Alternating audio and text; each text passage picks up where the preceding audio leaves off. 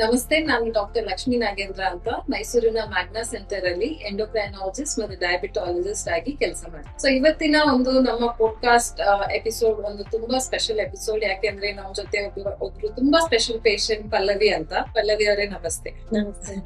ಇವತ್ತು ನಮ್ಮ Magna centre ಗೆ ಬಂದು ನಮ್ಮ ಈ ಒಂದು ಪಾಡ್ಕಾಸ್ಟ್ ಮಾಡ್ತೀವಿ ಅಂದ್ರೆ ಅವೇರ್ನೆಸ್ ಡ್ರೈವ್ ಅಲ್ಲಿ ನೀವು ಭಾಗವಹಿಸಿದಕ್ಕೆ ತುಂಬಾ ಧನ್ಯವಾದಗಳು. ಇವತ್ತಿನ ನಮ್ಮ ಮಾತುಕತೆಯಲ್ಲಿ ನಮ್ಮ ಒಂದು ಪ್ರಯತ್ನ ಏನಂದ್ರೆ ಪೇಷಂಟ್ಸ್ ಗೆ ಡಯಾಬಿಟಿಸ್ ಬಗ್ಗೆ, ಡಯಾಬಿಟಿಸ್ ಟ್ರೀಟ್ಮೆಂಟ್ ಬಗ್ಗೆ, ಮತ್ತೆ ಡಯಾಬಿಟಿಸ್ ಗೆ ಮಾತ್ರೇನೆ ತಗೋಬೇಕಾ, ಬೇರೆ ತರ ಟ್ರೀಟ್ಮೆಂಟ್ ಇದೆಯಾ ಅಂತ ಒಂದು ಮಾಹಿತಿ ಕೊಡೋಣ ಅಂತ ಇದ್ವಿ. ಸೊ ಪಲ್ಲವಿ ಅವರೇ, ನಿಮ್ ಬಗ್ಗೆ ಹೇಳಿ. ನನ್ನ ಹೆಸರು ಪಲ್ಲವಿ ಅಂತ. ನಾನು ಹೌಸ್ ವೈಫ್ ಆಗಿದ್ದೀನಿ. ನನ್ನ ಏಜು 33. ನಾನು ಇಲ್ಲೇ ಮೈಸೂರಲ್ಲೇ ವಾಸ. ಸೊ ಪಲ್ಲವಿ ಅವರೇ, ನೀವು ಮ್ಯಾಗ್ನಾ ಸೆಂಟರ್ ಯಾಕೆ ಬಂದ್ರಿ ಅಂತ ಹೇಳಿ. ಮ್ಯಾಗ್ನಾ ಸೆಂಟರ್ಗೆ ನಾನು ಒಂದು ಕ್ಲಿನಿಕ್ ಹೋಗಿದ್ದೆ. ಅಲ್ಲಿ ನಂಗೆ ಬ್ಲಡ್ ಟೆಸ್ಟ್ ಅಂತ ಮಾಡಿ, ನನಗೆ ಬ್ಲಡ್ ಟೆಸ್ಟ್ ಅಲ್ಲಿ ಶುಗರ್ 7 HbA1c 7.1 ಇದೆ, ಶುಗರ್ 227 ಇದೆ ಅಂತ ಹೇಳಿದ್ರು. ಹೇಳಿ ಮತ್ತೆ ಅವರು ನಾನೇ ಟ್ರೀಟ್ಮೆಂಟ್ ಕೊಡ್ತೀನಿ ನಿನ್ಗೆ ಅಂತ ಹೇಳಿದ್ರು. ಮತ್ತೆ ತುಂಬಾ ಎದುರಿಸಿದ್ರು ನಂಗೆ. ಡಯಾಬಿಟಿಸ್ ಇದು ವಾಸಿನೇ ಆಗಲ್ಲ, ಯಾವಾಗ್ಲೂ ಟ್ರೀಟ್ಮೆಂಟ್ ಅಲ್ಲೇ ಇರ್ಬೇಕು, ಇನ್ನು ಮೆಡಿಸನ್ನೇ ತಗೋಬೇಕು, ಯಾವ್ದೇ ಫುಡ್ ತಗೊಂಡ್ರು ಇದಾಗಲ್ಲ ಅಂತ ಹೇಳಿದ್ರು. ಆವಾಗ ನಾವು ಸ್ಪೆಷಲಿಸ್ಟ್ ಅಂತ, ಇದಕ್ಕೆ ಸ್ಪೆಷಲಿಸ್ಟ್ ಅಂತ ಇರ್ತಾರಲ್ಲ, ಅವ್ರನ್ನ ಕನ್ಸಲ್ಟ್ ಮಾಡೋಣ ಒಂದ್ಸಲ ಅಂತ ಅಂದ್ಬಿಟ್ಟು ಗೂಗಲ್ ಅಲ್ಲಿ ರಿವ್ಯೂ ಮಾಡಿ ನೋಡಿ, ಮೇಡಮ್ದು ಗೂಗಲ್ ರಿವ್ಯೂಸ್ ಎಲ್ಲ ಚೆನ್ನಾಗಿತ್ತು. ವಿತೌಟ್ ಮೆಡಿಸನ್ ಕ್ಯೂರ್ ಮಾಡ್ತೀವಿ ಅಂತ ರಿವ್ಯೂಸ್ ಎಲ್ಲ ಹಾಕಿದ್ರು. ಅದನ್ನ ನೋಡಿ ನಾನು ಹೇಳ್ಕೊಂಡೆ. ಓಕೆ. ಸೊ ನೀವಿಲ್ಲಿ ಬಂದಾಗ ಶುಗರ್ ಎಷ್ಟಿತ್ತು ಅವಾಗ? ನಾ ಇಲ್ಲಿಗೆ ಬಂದಾಗ ಶುಗರ್ 297 ಇತ್ತು, HbA1c 7.1 ಇತ್ತು. ನಂಗೆ ಇನ್ನೂ ಜ್ಞಾಪಕ ಇದೆ, ನೀವು ಬಂದ್ ಒಂದ್ 6-7 ತಿಂಗಳು ಆಗಿರ್ಬೋದು. ಅವತ್ತು ಮೇಲಾಯ್ತು. ತುಂಬಾ ಹೆದರ್ಕೊಂಡಿದ್ರಿ ಅವತ್ತು? ತುಂಬಾ ಹೆದರ್ಕೊಂಡಿದ್ದೆ. ಯಾಕೆ ಅಂದ್ರೆ ನಂಗೆ ಆ ಕ್ಲಿನಿಕ್ ಅಲ್ಲಿ ಡಾಕ್ಟರ್ ನಂಗೆ ತುಂಬಾ ಎದುರಿಸಿದ್ರು ಅವರೇನೆ. ಶುಗರ್ ಅಂದ್ರೇನೆ ಅದು ಕಂಟ್ರೋಲೇ ಬರಲ್ಲ, ನೀವ್ ಯಾವ್ದೇ ಫುಡ್ ತಗೊಂಡ್ರು ಅಷ್ಟೇ, ಯಾವ ಡಾಕ್ಟರ್ ಹತ್ರ ಹೋದ್ರು ಅಷ್ಟೇ, ಏನೊಂದು 1 month 2 month ಅಲ್ಲಿ ರಿವರ್ಸ್ ಆಯ್ತು, ನಿಮ್ಗೆ ಕಡಿಮೆ ಆಯ್ತು ಅಂತ ಹೇಳ್ತಾರೆ. ಮತ್ತೆ ಅದೇ ಸ್ಥಿತಿ ಬರುತ್ತೆ. ನಿಮ್ಗೆ ಏನೋ ಪ್ಯಾಚಸ್ ಎಲ್ಲ ಹಾಕಿ ಹಿಂಸೆ ಮಾಡ್ತಾರೆ, ನಿಮ್ಗೆ ಗ್ರಾಮ್ ಲೆಕ್ಕದಲ್ಲಿ ತಿನ್ಬೇಕು, ಆ ತರ ಎಲ್ಲ ಹಿಂಸೆ ಆಗುತ್ತೆ. ಅವಾಗ ನಾರ್ಮಲ್ ಬರುತ್ತೆ, ಮತ್ತೆ ಇದಾಗುತ್ತೆ, ಮತ್ತೆ ಸೇಮ್ ಟೈಮ್ ಬರುತ್ತೆ. ನೀವು ಮಾತ್ರೆ ತಗೊಳ್ದೆ ವಾಸಿನೇ ಆಗಲ್ಲ ಅಂತ ತುಂಬಾ ಎದುರಿಸ್ಬಿಟ್ಟಿದ್ರು. ಅದರಿಂದ BP ಕೂಡ ಹೈ ಆಗ್ಬಿಟ್ಟಿತ್ತು ನನ್ಗೆ, ತುಂಬಾ BP ಕೂಡ ಆಗ್ಬಿಟ್ಟಿತ್ತು. ಅದಕ್ಕೆ ಎದ್ರುಕೊಂಡು ಬಂದೆ. ಮ್ಯಾಮ್ ಹತ್ರ ಬಂದು ಮಾತಾಡಿದ ದಿನನೇ ಭಯ ಎಲ್ಲ ಹೋಗಿಸ್ಬಿಟ್ರು ಮ್ಯಾಮ್. ಸ್ವಲ್ಪನೂ ಹೆದರಿಕೆ ಇಲ್ದೇ ಇರೋ ತರ ಅವತ್ತೇ ಎಲ್ಲ BP ಕಂಟ್ರೋಲ್ ಹೋಗೋ ತರ ಧೈರ್ಯ ಹೇಳಿ ಕಳ್ಸಿದ್ರು. ಓಕೆ. ಸೊ ನಿಮ್ಗೆ ಇದು ಶುಗರ್ ಇದ್ದಾಗ ಬೇರೆ ಏನಾದ್ರು ಹೆಲ್ತ್ ಪ್ರಾಬ್ಲಮ್ ತರ ಇತ್ತಾ?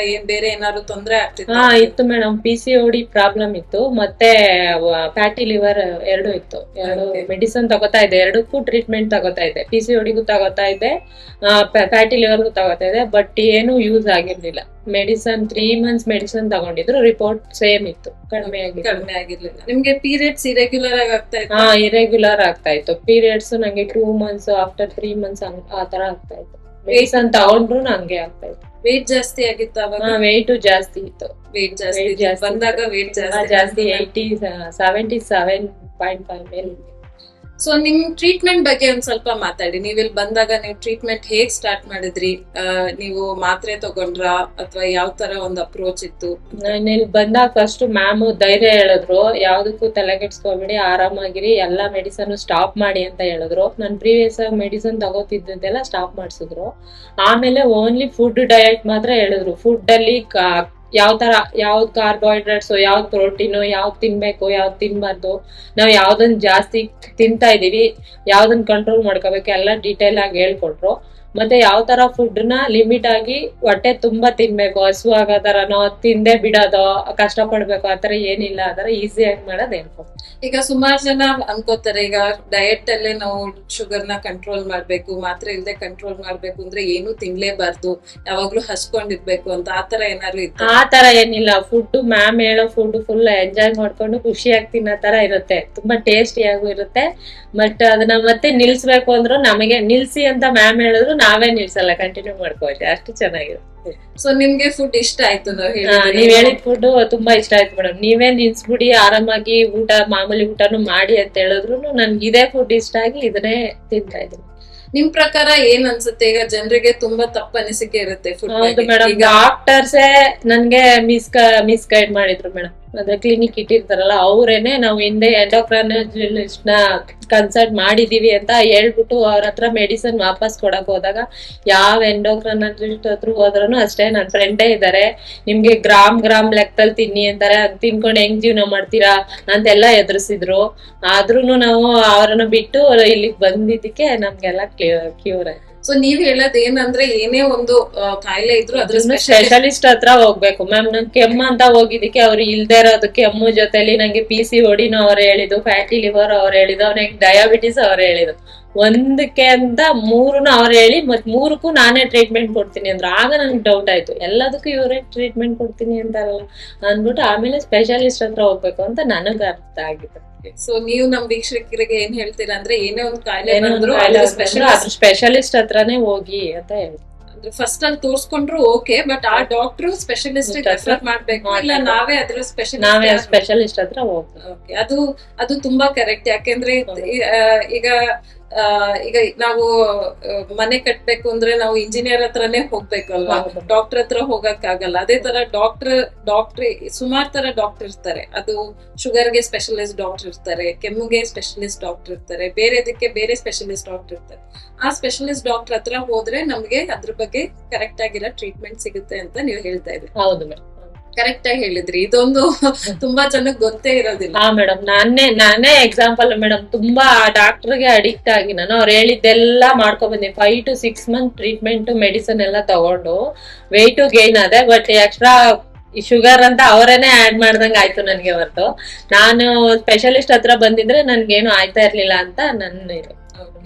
ಸೊ ಇನ್ನು ಮುಂಚೆನೆ ನೀವು ಬಂದಿದ್ರೆ ಸ್ವಲ್ಪ ಹೆಲ್ತ್ ಇಶ್ಯೂಸ್ ಕಡಿಮೆನೆ ಆಗಿರೋದು.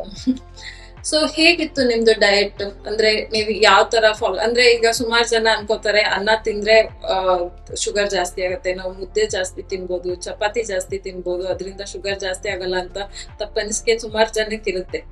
ನೀವು ಅದೇ ತರ ಅನ್ಕೊಂಡಿದ್ದು? ಹೌದು ಮೇಡಮ್, ನಾನು ಅದೇ ತರ ಅನ್ಕೊಂಡ್ ಪೂರ್ತಿ ಅನ್ನ ಬಿಟ್ಟು ಬರೀ ರಾಗಿ ಗಂಜಿ ಆ ತರ ಕುಡಿಯಕ್ ಶುರು ಮಾಡಿದೆ ಮೇಡಮ್. ಆಮೇಲೆ ನೀವು ಹೇಳದ್ಮೇಲೆ ನನ್ಗೆ ಈ ತರಾನು ಟೇಸ್ಟಿ ಫುಡ್ ತಿನ್ಕೊಂಡು ನಾವು ಡಯಟ್ ಮೇಂಟೈನ್ ಮಾಡ್ಕೊಂಡು ಹೆಲ್ತ್ ವೆಯ್ಟ್ ಲಾಸು ಆಯ್ತು ಮೇಡಮ್. ಶುಗರು 15 daysಗೆ ನಾರ್ಮಲ್ ಆಗೋಯ್ತು. 1 month ತಗೊಳ್ಳಿಲ್ಲ ನಂಗೆ. ಅಷ್ಟು ಬೇಗ ಕಂಟ್ರೋಲ್ ಆಯ್ತದೆ ಅಂತ ನೀವ್ ಹೇಳ್ಕೊಟ್ಟಿದ್ ಫುಡ್ ಅಲ್ಲೇ ನನ್ಗೆ ಗೊತ್ತಾಯ್ತು. ಸೊ ನಾನ್ ಹೇಳ್ದಂಗೆ ಈಗ ನಮ್ಗೆ ಶುಗರ್, ನಮ್ಮಿರೋ ವೆಯ್ಟ್, ನಮ್ಮಿರೋ ಲೈಫ್ ಸ್ಟೈಲ್ ಎಲ್ಲ ಮೇನ್ಲಿ ನಾವು ತಿನ್ನು ಫುಡ್ ಅಲ್ಲಿ ಇದೆ ಅಂತ ನೀವೇ ಹೇಳಿದ್ರಿ, ಮೊದಲನೇ ದಿನ ಹೇಳಿದ್ರಿ ಮೇಡಮ್. ನಂಗಾಗೂ ನಂಬಿಕೆ ಇರ್ಲಿಲ್ಲ. ನೋಡೋಣ ಮ್ಯಾಮ್ ಹೇಳ್ದಂಗೆ ಮಾಡೋಣ ಅಂತ ಒಂದ್ 15 ದಿನ ಮಾಡ್ದಾಗ್ಲೇನೆ ನಂಗೆಲ್ಲ ನಾರ್ಮಲ್ ಆಯ್ತು. ಬಟ್ ನನ್ಗೆ ಲೈಫ್ ಸ್ಟೈಲ್ ಹೆಲ್ತ್ ಒಂಥರ ಯಾವಾಗ್ಲೂ ಮಂಕಾಗಿರ್ತಿದೆ, ಆಕ್ಟಿವ್ ಆಗಿರ್ತಿರ್ಲಿಲ್ಲ. ಈಗ ತುಂಬಾ ಆಕ್ಟಿವ್ ಆಗಿರ್ತೀನಿ ಫುಡ್ ಎಲ್ಲ ತಿಂದು. ನಮಗೂ ತುಂಬಾ ಖುಷಿ ನೀವು ಆಕ್ಟಿವ್ ತುಂಬಾ ಆಕ್ಟಿವ್ ಆಗಿರ್ತೀನಿ ಮೇಡಮ್. ಎಷ್ಟೇ ಕೆಲಸ ಮಾಡಿದ್ರು ಸುಸ್ತು ಅನ್ನೋದಾಗಲ್ಲ. ತುಂಬಾ ಯಾವಾಗ್ಲೂ ಮೂಡಿಯಾಗಿ ನಿದ್ರೆ ಬಂದ ತರ ಇರ್ತಿದೆ. ಈಗ ಆತರ ಎಲ್ಲ ಆಕ್ಟಿವ್ ಆಗಿರ್ತೀನಿ. ಮತ್ ನಿಮ್ ವೆಯ್ಟ್ ಬಗ್ಗೆ ಹೇಳಿ. ನೀವು ಬಂದಾಗ ವೆಯ್ಟ್ ಬಂದಾಗ ನಂಗೆ 77.5 ಇತ್ತು, ಈಗ 67 ಆಗಿದೆ. ಸೊ 10 kg ಕಮ್ಮಿ ಆಗಿದೆ. ಅದು 3 months ಒಳಗಡೆನೆ ಕಡಿಮೆ.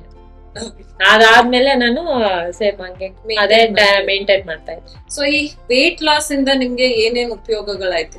ವೆಯ್ಟ್ ಲಾಸ್ ಇಂದ ಮೇಡಮ್ ನಂಗೆ 15 daysಗೆನೆ ಶುಗರ್ ಕಂಟ್ರೋಲ್ ಬಂದು ನಾರ್ಮಲ್ ಆಗೋಯ್ತು. ಕಂಟ್ರೋಲ್ ಇಲ್ಲಿ ನಾರ್ಮಲೇ ಆಗೋಯ್ತು.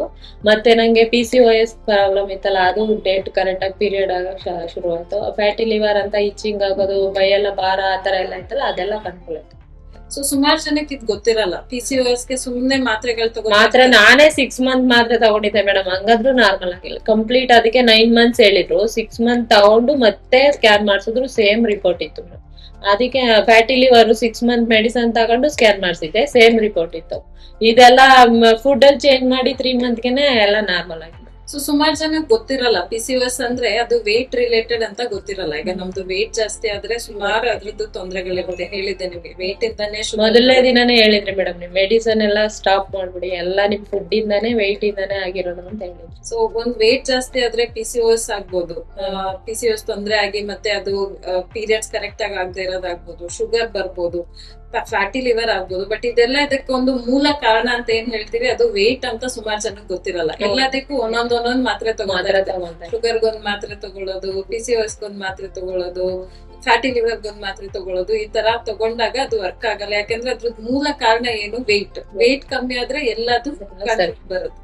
ಸೊ ಇದು ನಾವ್ ಹೇಳಿದ ಡಯಟ್ ನಿಮಗ್ ಮಾಡಕ್ಕೆ ಕಷ್ಟ ಆಯ್ತಾ? ಇಲ್ಲ, ಕಷ್ಟ ಇಲ್ಲ. ಸ್ಟಾರ್ಟಿಂಗ್ ಅಲ್ಲಿ ಸ್ವಲ್ಪ ಅಡ್ಜಸ್ಟ್ ಆಗಕ್ ಕಷ್ಟ ಆಯ್ತು ನನ್ಗೆ. ಅದು ಅದನ್ನ ಮಾಡಾಕಲ್ಲ, ಅದನ್ನ ನಾನು ಹೊಂದಿಸ್ಕೊಂಡು ನಾನು ಮಾಮೂಲಿ ಅಡಿಗೆ ಅಂದ್ರೆ ಬೇಗ ಬೇಗ ರೆಡಿ ಮಾಡ್ತಿದ್ದೆ. ತರಕಾರಿ ಕಡಿಮೆ, ಎಲ್ಲ ಕಡಿಮೆ ಹಾಕಿ ರೈಸ್ ಎಲ್ಲ ಆತರ ಬೇರೆ ಮೇನ್ ಐಟಮ್ಸ್ ಎಲ್ಲ ಕಡಿಮೆ ಹಾಕಿ ಮಾಡ್ತಿದ್ದೆ. ನೀವ್ ಹೇಳದ್ಮೇಲೆ ತರಕಾರಿ ಹೆಚ್ಕೊಳ್ಳೋದು ಆ ತರ ಸ್ವಲ್ಪ ಸಮಸ್ಯೆ ಆಯ್ತು ಹೊರತು ತಿನ್ನಕ್ಕೆ ಏನ್ ಸಮಸ್ಯೆ ಆಗಲ್ಲ ಬಿಡುತ್ತೆ. ಸ್ವಲ್ಪ ಅಡ್ಜಸ್ಟ್ ಆಗಕ್ ಒಂದ್ ಸ್ವಲ್ಪ ಟೈಮ್ ಹಿಡಿತು, ಯಾಕಂದ್ರೆ ನಾನ್ ಮಾಡ್ತಿದ್ದ ಕೆಲ್ಸ ಮೊದ್ಲು ಅಡಿಗೆಗೆ ಟೈಮ್ ಕಡಿಮೆ ಕೊಡ್ತಿದೆ. ಇದು ಅಡಿಗೆಗೆ ನೀವು ಹೆಲ್ತಿ ಫುಡ್ಗೆ ಅಂತಾನೆ ನೀವು ಇದಿದೆ ಐಟಮ್ಸ್ ಎಲ್ಲ ಜಾಸ್ತಿ ಯೂಸ್ ಮಾಡ್ಬೇಕು ಅಂತ ಹೇಳಿದ್ರೆ ಅದು ಸೇರ್ಸಕ್ ಸ್ವಲ್ಪ ಟೈಮ್ ಆಯ್ತು ಅಷ್ಟೇ. ಬಟ್ ಈಗ ಆರಾಮಾಗಿ ಅಡಿಗೆ ಇವಾಗೆಲ್ಲ ಆರಾಮಾಗಿ ಅಡ್ಜಸ್ಟ್ ಆಗ್ಬಿಟ್ಟಿದೀನಿ ಮೇಡಮ್. ಮನೆಯವ್ರಿಗೆ ಸಪರೇಟ್ ಬೇಕು ಹೋದ್ರು ಮಾಡ್ತೀನಿ, ನನಗೆ ಸಪರೇಟ್ ಮಾಡ್ಕೊತೀನಿ, ಇದನ್ನೇ ಎಲ್ಲರಿಗೂ ಮಾಡ್ಕೊಡೋದ್ರು ಮಾಡ್ಕೊಡ್ತೀನಿ ಆತ. ಬಟ್ ನಿಮ್ ಮನೆಯವರು ಎಲ್ಲಾರು ತಿಂದ್ರೆ ಒಳ್ಳೇದು. ಅವರು ಎಲ್ಲಾರು ತಿಂದಿದ್ದಾರೆ ಮೇಡಮ್, ತಿಂದಿ ಟೇಸ್ಟ್ ಚೆನ್ನಾಗಿದೆ ಅಂತಾನೆ ಹೇಳಿದಾರೆ. ಬಟ್ ಅವರು ಅಡ್ಜಸ್ಟ್ ಆಗಕ್ಕೆ ನನ್ಗಿನ್ನೂ ಬಂದಿಲ್ವಲ್ಲ, ಬಂದಾಗ ನೋಡ್ಕೊಳ್ಳೋಣ ಆತರ ಹೇಳ್ತಾರೆ ಮೇಡಮ್. ಸೊ ಈ ನೀವು ನಮ್ಮ ಒಂದು 3 ತಿಂಗಳದ್ದು ಡಯಾಬಿಟಿಸ್ ರೆಮಿಷನ್ ಪ್ರೋಗ್ರಾಮ್ ಅಂತ ಏನಿದೆ ಅದರಲ್ಲಿ ನೀವು ಎನ್ರೋಲ್ ಆದ್ರಿ. ಇದ್ರ ಬಗ್ಗೆ ಹೇಳಿ, ಹೇಗೆ ಶುರು ಮಾಡಿದ್ರಿ, ಎಷ್ಟು ದಿನಕ್ಕೊಮ್ಮೆ ನೀವು ಇಲ್ಲಿ ಬರ್ಬೇಕಿತ್ತು, ಮತ್ತೆ ನಿಮ್ಗೆ ಯಾವ ತರ ನೀವು ಫುಡ್ ನ ಮಾನಿಟರ್ ಮಾಡ್ತಾ ಇದ್ವಿ ಅಂತ. ಅದು ನಾನು ಇಲ್ಲಿ ಬಂದಾಗ 3 ತಿಂಗಳದ್ದು ನಂಗೆ ಕೋರ್ಸ್ ಅಂತ ಕೊಟ್ರು. ಆಮೇಲೆ ನಂದು ಗ್ರೂಪ್, ವಾಟ್ಸ್ಆಪ್ ಗ್ರೂಪ್ ಅಂತ ಮಾಡಿ ಅದ್ರಲ್ಲಿ ನಂಗೆ ಟೈಮ್ ಟು ಟೈಮ್ ಎಷ್ಟು ಗಂಟೆಗೆ ತಿಂತಾ ಇದ್ದೀರಾ, ಏನ್ ತಿಂತಾ ಇದ್ದೀರಾ ಎಲ್ಲಾನು ನಂಗೆ ವಾಟ್ಸ್ಆಪ್ ಗ್ರೂಪ್ ಅಲ್ಲಿ ನಾನು ಅಪ್ಡೇಟ್ ಮಾಡ್ಬೇಕಾಗಿತ್ತು. ನಾನು ಏನ್ ತಿಂತಾ ಇದ್ದೀನಿ ಅದನ್ನ ಅಪ್ಡೇಟ್ ಮಾಡಿದ ತಕ್ಷಣ ಮ್ಯಾಮ್, ಡಯಟಿಷಿಯನ್ ಇಬ್ರು ಚೆಕ್ ಮಾಡಿ ಜಾಸ್ತಿ ತಿಂತಾ ಇದ್ರೆ ಜಾಸ್ತಿ ಅಂತ ಹೇಳ್ತಾ ಇದ್ರು, ಕಡಿಮೆ ಇದ್ರೆ ಕಡಿಮೆ ಅಂತ ಹೇಳ್ತಾ ಇದ್ರು, ಫುಡ್ ಕರೆಕ್ಟ್ ಆಗಿದೆಯಾ ಇಲ್ವಾ ಅಂತ ಹೇಳ್ತಾ ಇದ್ರು. ಟೈಮ್ ಟು ಟೈಮ್ ಚೆಕ್ ಮಾಡ್ತಾ ಇದ್ರು. ಟೈಮ್ ಕರೆಕ್ಟ್ ಆಗಿ ಫುಡ್ ತಿನ್ಬೇಕು ಅಂತ ಮೊದ್ಲೇನೆ ಮಾನಿಟರ್ ಮಾಡ್ತಿದ್ರು. ಲೇಟ್ ಆಯ್ತು ಅಂದ್ರೆ ಬೇಗ ತಿನ್ನಿ ಅಂತ ಕಾಲ್ ಮಾಡಿ ನಂಗೆ ಸಜೆಷನ್ ಮಾಡಿ. ಸೊ ನಿಮ್ಗೆ ಇದು ಒಂದು ಹೆಲ್ಪ್ ಆಯ್ತಾ ನಿಮ್ನ ಮಾನಿಟರ್ ಮಾಡೋದು? 3 ತಿಂಗಳು ಮಾನಿಟರ್ ಮಾಡ್ಕೊ ಬಂದಿದ್ದೀನಿ. ಈಗ ಆಟೋಮೆಟಿಕ್ ಆಗಿ ನಾನು ಟೈಮ್ ಸೆಟ್ ಆಗ್ಬಿಟ್ಟಿದ್ದೀನಿ. ಮೊದ್ಲು ಟೈಮ್ ಸೆಟ್ ಆಗ್ತಾನೆ ಇರ್ಲಿಲ್ಲ. 12 ಗಂಟೆಗೆ ತಿನ್ನೋದು, 11 ಗಂಟೆಗೆ ತಿನ್ನೋದು ಆತರ ಆಯ್ತಿತ್ತು. ಹೆಂಗ್ ಟೈಮ್ ಸೆಟ್ ಮಾಡ್ಕೋಬೇಕು ಅಂತಾನು ನಂಗೆ ಗೊತ್ತಾಗ್ತಾನೆ ಇರ್ಲಿಲ್ಲ. ಈಗ 3 ತಿಂಗಳು ಮಾಡಿದ್ಮೇಲೆ ಅಭ್ಯಾಸ ಆಗೋಯ್ತಲ್ಲ, ಕಂಟಿನ್ಯೂ ಮಾಡ್ಕೊಂಡು ಹೋಗ್ತೇನೆ. ಸ್ಟಾರ್ಟಿಂಗ್ ಅಲ್ಲಿ ನೀವು ಕಮ್ಮಿ ತಿಂತಾ ಇದ್ರಿ, ಏನು ತಿನ್ಲೇಬಾರ್ದೇನೋ, ಊಟನೇ ತಿಂದಿಲ್ಲ ಮೇಡಮ್, ಬರೀ ರೈಸ್ ಐಟಮ್ ಒಂಚೂರು ತಿನ್ಕೊಂಡು ತುಂಬಾ ನಾನ್ ಡಯಟ್ ಊಟ ತಿಂದ್ರೇನೋ ಏನಾರ ಆಯ್ತದೆ, ಏನ್ ತಿನ್ಬೇಕು ಅಂತಾನೆ ಗೊತ್ತಿಲ್ಲ, ಹಸ್ಕೊಂಡೇ ಜಾಸ್ತಿ ಇರ್ತಿದೆ. ಊಟ ಸ್ವಲ್ಪ ತಿನ್ನೋದು, ಒಂದ್ ಚಪಾತಿನ ತಿನ್ಬಿಟ್ಟು ಮಧ್ಯಾಹ್ನ ತಿನ್ನಂಗಿಲ್ಲ, ಸ್ಕಿಪ್ ಮಾಡೋದು, ನೈಟ್ ತಿನ್ನೋದು ಆತರ ಮಾಡ್ತಾ ಇದ್ದೆ. ಆದ್ರೂ ವೆಯ್ಟ್ ಲಾಸ್ ಆಗಿರ್ಲಿಲ್ಲ, ಮತ್ತೆ ನಂದು ಹೆಲ್ತ್ ಇಶ್ಯೂಸ್ ಏನು ಕಡಿಮೆ ಆಗಿರ್ಲಿಲ್ಲ. ಈಗ ಹೊಟ್ಟೆ ತುಂಬಾ ತಿನ್ಕೊಂಡು ಡಯಟ್ ಮಾಡ್ಬೋದು ಅಂತ ನಂಗೆ ನಿಮ್ ಹತ್ರ ಬಂದಂಗೆ ಗೊತ್ತಾಗಿದ್ದು. ತುಂಬಾ ಥ್ಯಾಂಕ್ ಯು, ತುಂಬಾ ಖುಷಿ ಆಯ್ತು ನೀವು ಇದ್ ನೋಡಿದಕ್ಕೆ. ಮತ್ತೆ ಈಗ ನಿಮ್ಗೆ ಪೀರಿಯಡ್ಸ್ ರೆಗ್ಯುಲರ್ ಆಗಿ ಆಗ್ತಾ ಇದೆ? ಕರೆಕ್ಟ್ ಆಗಿ ಡೇಟ್ ಕರೆಕ್ಟ್ ಆಗಿ ಆಗ್ತಾ ಇದೆ. ಮತ್ತೆ ಬಟ್ಟೆ ಸೈಜ್ ಎಲ್ಲ ಕಮ್ಮಿ ಆಗಿದೆ? ತುಂಬಾ ಕಡಿಮೆ ಆಗಿದೆ. ಡಬಲ್ ಎಕ್ಸೆಲ್ ಇದ್ದೆ, ಈಗ ಎಕ್ಸೆಲ್ ಕಡಿಮೆ ಬಂದಿದ್ದೀನಿ ಮೇಡಮ್. ಓಕೆ, ಇನ್ನು ಮಾಡ್ತಾ ಇದೀರಾ? ಇನ್ನು ಕಮ್ಮಿ ಆಗ್ಬೇಕು? ಇನ್ನು ಕಮ್ಮಿ ಆಗ್ಬೇಕು ಅಂತ ಮಾಡ್ತಾ ಇದೀನಿ ಮೇಡಮ್, ನೋಡೋಣ ಹಂಗೆ ಕಡಿಮೆ. ಸೊ ಮೀಡಿಯಂ ಸೈಜ್ ಬರ್ತೀರಾ?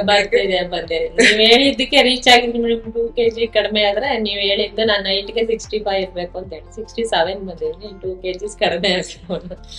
ಸೊ ಮತ್ತೆ ಎಷ್ಟ್ ದಿನಕ್ಕೆ ಒಂದ್ಸತಿ ಬರ್ಬೇಕಾಗಿ? 15 ದಿನಕ್ಕೆ ಒಂದ್ಸಲ ಒಂದು ಆನ್ಲೈನ್ ವಿಸಿಟಿಂಗ್, ಆನ್ಲೈನ್ ಅಲ್ಲೇ ಒಂದ್ಸಲ ವಿಸಿಟ್, ಮಂತ್ಲಿ ಒಂದ್ಸಲ ಬನ್ನಿ, 15 ದಿನಕ್ಕಾದ್ರೆ 15 ದಿನಕ್ಕೆ ಬನ್ನಿ ಅಂತ ಹೇಳಿದ್ರಿ.